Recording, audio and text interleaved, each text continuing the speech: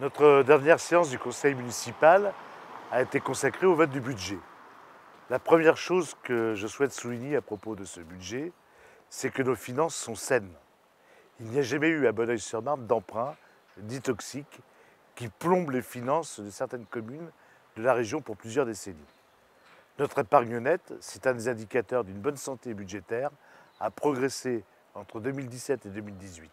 Et déjà en 2018, le Trésor public qui avait étudié notre bilan comptable nous écrivait en conclusion, je cite, « Les résultats 2017 de votre collectivité sont satisfaisants et supérieurs à la moyenne nationale. » Fin de citation. En effet, notre ratio de désendettement, un autre indicateur fort, est dans ce que les organismes de crédit considèrent comme la zone verte.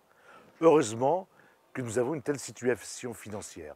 Et heureusement aussi que notre commune a connu de longue date, à son initiative, un fort développement économique. Certes, depuis la loi NOTRe, avec laquelle j'étais en désaccord, ce n'est plus la ville qui perçoit les impôts économiques des entreprises, mais la métropole du Grand Paris, qui profite donc seule maintenant de la progression des bases fiscales. Mais du fait de la forte présence d'activités déjà acquises dans notre ville, le montant de la compensation de notre perte de recettes que nous reverse la métropole reste important. C'est tout cela qui nous permet de mieux résister que d'autres communes à la baisse des dotations de l'État. Dotations qui, je tiens à le souligner, n'étaient pas des aides aux communes, mais la contrepartie financière de charges que l'État leur avait transférées, notamment au moment de la première grande loi de décentralisation. C'est cette situation un peu particulière à Bonneuil qui nous permet de ne pas supprimer de services, de tenir nos engagements et d'en prendre de nouveaux à chacune de nos rencontres d'automne de démocratie participative, tout en appliquant sur la part communale des impôts le taux zéro d'augmentation pour le 4e budget annuel consécutif. Bien sûr, nous aimerions pouvoir faire plus en termes de services rendus.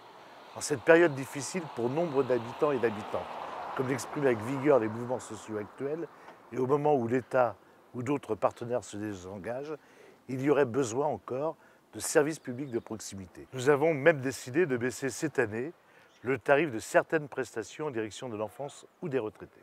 Même s'il faut continuer à le dire, la vraie réponse attendue en matière de pouvoir d'achat, c'est l'augmentation du SMIC et l'augmentation générale des salaires et pensions. Enfin, nous nous donnons les moyens, avec ce budget, de continuer à investir dans des actions environnementales et de développement durable, dans des équipements concourant à la tranquillité publique, ainsi que dans l'entretien, la modernisation et l'embellissement du patrimoine communal.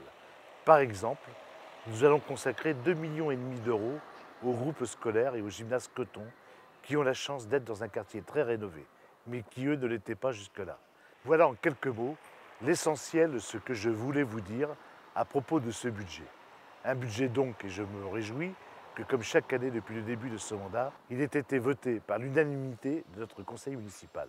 Nous allons maintenant nous mettre au travail avec les services municipaux pour mettre en œuvre avec détermination toutes ces orientations au service de la population, au service de toutes et tous.